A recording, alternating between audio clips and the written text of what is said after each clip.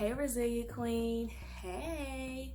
So, I wanted to come on here and just tell you happy March, happy Women's History Month, happy Women's Her Story Month. And I am so excited about what the Diary of a Resilient Queen will be doing for the month of March. So, we'll be kicking off a campaign called Her Resilient Story. Well, hashtag Her Resilient Story. And this is going to be an opportunity for the many women in our community, many women outside of our community who want to join just the movement that we have going on for the month of March. And they'll be able to share their stories, whether it be writing a blog post to go on our website and blog, or sharing a video just with our community of women, just inspiring them on your story and what you have been through and how you're getting through, Queen, okay? So I am so excited for just this movement, this campaign, for God putting it on my heart, just for women to share their stories and just to see the powerful impact of you just sharing your story, whatever it is, how it can inspire another woman to share her story, or how it can inspire her to keep going. Kick this thing off, and I will start with Her Resilient Story is released. So God does things in a perfect timing. I'm telling you, as I was praying about the Her Resilience Story campaign, with God, I had been, trying to figure out, okay, God, what do you need me to share? You gave me this amazing idea, but I have to make sure that I am sharing the right thing. I have to make sure that I am, letting go of all of me, because resilience, what you'll learn is when you are accomplishing resilience, you're dealing with a lot of your trauma from the past, whether it be in childhood or your adult years. You're dealing with that constantly. So as I was praying about it and meditating throughout the day, sitting with God had me call my mom.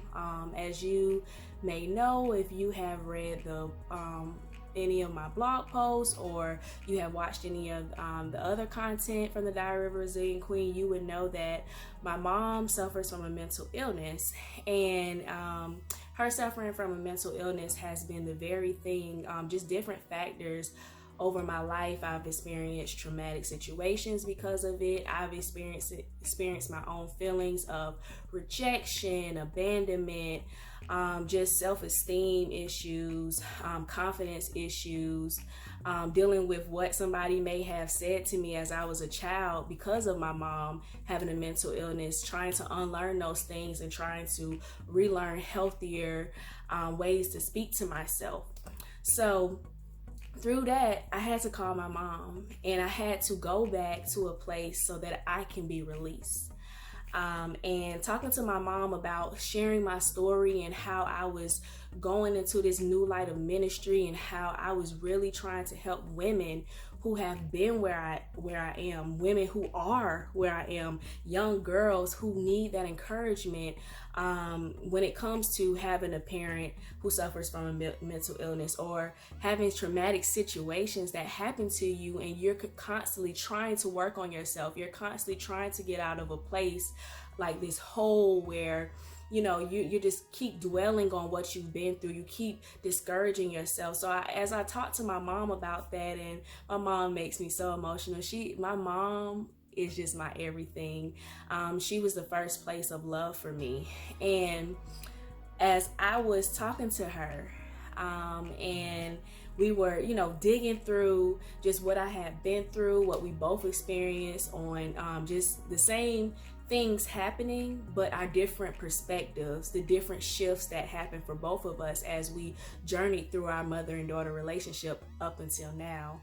My mother, I was telling her genuinely, I do not, Mom, in any way want to impact our relationship. We're back to a place of building, but Mom, it's time for me to release this story to the world. And for the longest, I had been holding on to this story. Like, I had been holding on to this. I guess I had the key to do it, but I had been holding back from opening up this door because I didn't know what would come from it. And my mom said the most gentlest words. She said, Toni, I do not mind. Share your story. Help those women. Do what you have to do. And in hearing that and receiving that, because my mom means so much to me. I didn't know that as a young girl, and as a teenager, you know, we go through things and we think that we know that what our parents been through, or we know that they should have did this, they should have did that. And one thing that I'm learning is that I didn't know my mom's story, but for me to be released, to share the narrative, to be released, to live my life, to be released from trauma, I have to go back and I have to do the work to heal myself. I have to do the work to build the relationship. I have to do the work to continue to grow and to continue to learn things, because you know what? My daughter is going to need that same thing too.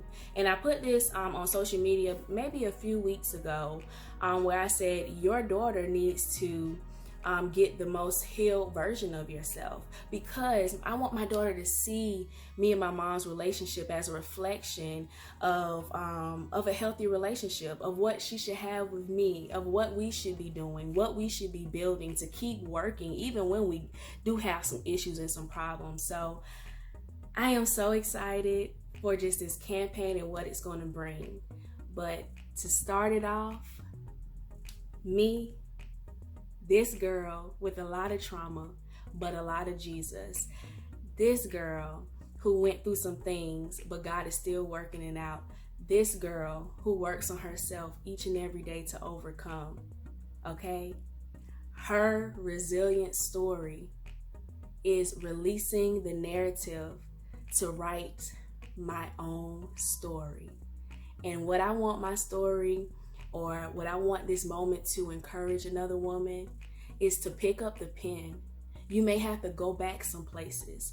You may have to work on yourself every day. You may have hard days, but pick up the pen, okay? And continue to write your story.